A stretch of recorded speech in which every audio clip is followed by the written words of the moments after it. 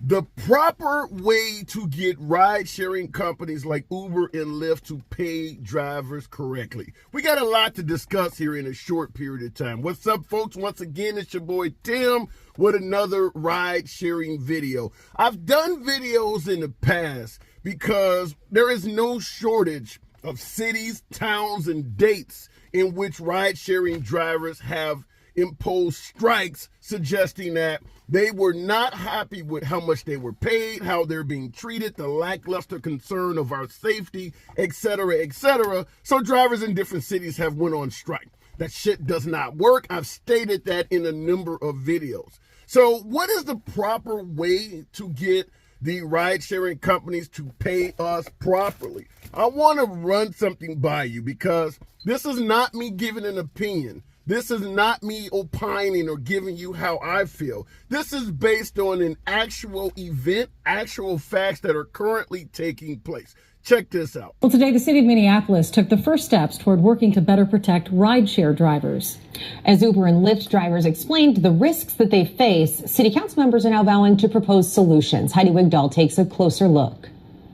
Rideshare drivers in Minneapolis are speaking up, fighting for protections on the job. Now city council is involved. Good morning, everyone. At Minneapolis City Hall, Uber and Lyft drivers shared their stories. I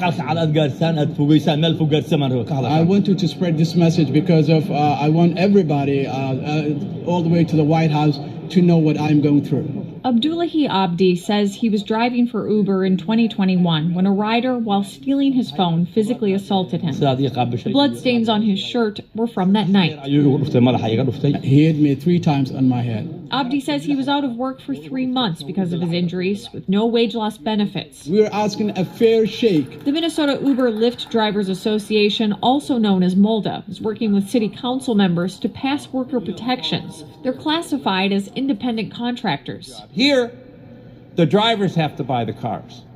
The drivers have to repair the cars. The drivers have to provide the maintenance for the cars. I want us to lead the country in ensuring that transportation and rideshare workers have the best protections. Thursday, council members Robin Wansley, Jason Chavez, and Jamal Osman gave notice to the council that they plan on introducing an ordinance that would give rideshare drivers stronger protections around pay, safety, and basic workers' rights. It's the most beautiful day that I would hand over this first victory to my fellow drivers who have been struggling. This is just the first step. They'll still need to work on the language of the ordinance. Eventually, City Council would vote on the matter. In Minneapolis, Heidi Wigdahl, KARE 11 News. Uber gave us this statement. It is our hope that we can work with drivers and local elected officials to deliver a package of benefits that improve the driver experience while maintaining flexibility as we have done elsewhere. Meanwhile, Lyft says they welcome an opportunity to engage with policymakers in Minnesota regarding policies and maintaining flexibility and independence for drivers while providing new benefits. What do you think? Minneapolis, Minnesota, putting it down. City council. Now, every town has a city council. Every county has a government. I stated this before, that going on strike is protesting to the wrong group of people. Uber and Lyft don't give a damn about us. Why stand in front of an Uber facility or stand on a corner with signs up at the airport when nobody gives a shit about you? These folks, they went to the correct place. Every town has a city council, so this can be done any damn where. Any city in America could do the same thing in favor of rideshare drivers. As the 1980s horror character Freddy Krueger used to say, every town has an Elm Street. So we can all deliver that nightmare no matter where we are. Every taxi business in the country has to answer to city council. That's how they control their rates. That's how they get their permits. That is how they operate. The problem from day one is that Uber and Lyft have had no government oversight, which has allowed them to make you bend over and grab your ankles. They have no government entity looking over how they treat us, and as a result, the treatment is like shit. Shout out to these folks. Now, can you do this in your town? You're damn right you can. Look at the individuals they're putting on television. Brown immigrants that can barely speak the damn language, yet they're getting shit done. You're going to tell me you can't do this? In a major city like Minneapolis, they're getting shit done. A lot of us work in smaller towns. If they can do this in one of America's top cities in the nation, you can do this shit anywhere. Getting shit done. And shout out to my boy that showed up to the hearings in a blood-stained shirt from 2021. You know a guy has a grudge when he kept the damn shirt to make a point and wore that motherfucker. Shout out to that boy. I don't know what his name is, but if he's ever drinking, I don't give a shit what it is. It's on me. Shout out to that boy. Anyhow, look what they're talking about. Stronger protections around pay. What does that mean? One of the issues is preventing it from fluctuating all over the damn place. As I state, I've been driving off and on since 2014. The pay in my market started out at $2.20 per mile. Now it's 72 cents. You know why we need that protection? Because at $2.20 a mile, when it's that lucrative, people were leasing cars. People were making purchases based on what they thought the income could be. Sure, there are a difference of how many rides or trips you may get on a Saturday versus a Monday. I get that. But if you know you're going to earn $2.20 per mile, there is a certain amount of prediction you can do in regards to how your finances are managed. But if that $2.20 drops down to 72 cents, ain't shit you can do to predict or control your finances from a free fall. And that has been happening in this business. Anyone that has been in ride sharing, whether it's with Uber or Lyft, for any lengthy period of time, I'm talking a year or longer, they've seen their income drop. If you are a taxi driver in any portion of this country, they're not dropping rates like that. That's not happening over and over like that. So we do need some form of pay protection. Shout out for that city council for addressing that. Same thing in regards to safety. Even the police, I got a video coming out shortly that where you got a sworn officer stating that we're having trouble getting some type of correspondence from the Uber safety department. And they were trying to investigate a damn murder. So we certainly need safety issues being put in the forefront when it comes to drivers and protection when it comes to ride sharing. And last but not least, workers' rights. We're independent contractors. Technically, we don't have a lot of rights, and they make you feel that way every damn day you drive. So I cannot give any more kudos or shout outs to Minneapolis. This is the right way, folks. That's striking shit. Get over that. What they're doing in Minneapolis is the right way to get these companies to treat us right. Make that shit a law. Now, before I run up out of here, I want you to look at the size of that crowd. Compare that to the crowd sizes you've seen at various strikes across the country. And I've been posting videos of different ride-sharing strikes from as far back as 6-7 years ago. So the drivers have been unhappy and striking for a long damn time and getting no damn where. This is a much smaller crowd. Yet look at what they're accomplishing. They're about to make their wishes become law. Now, obviously, there will be a pushback from Uber and Lyft. It will be litigated in court, but fact is, they are being listened to the point where something may ultimately happen from this. Obviously, in the state of New York, there was an attempt to give rideshare drivers, taxi drivers, limousine drivers an increase in pay, and Uber was able to defeat that, which just makes them look like shit more. But that will likely be the attempt here. Hopefully, Minneapolis prevails. So shout out to them.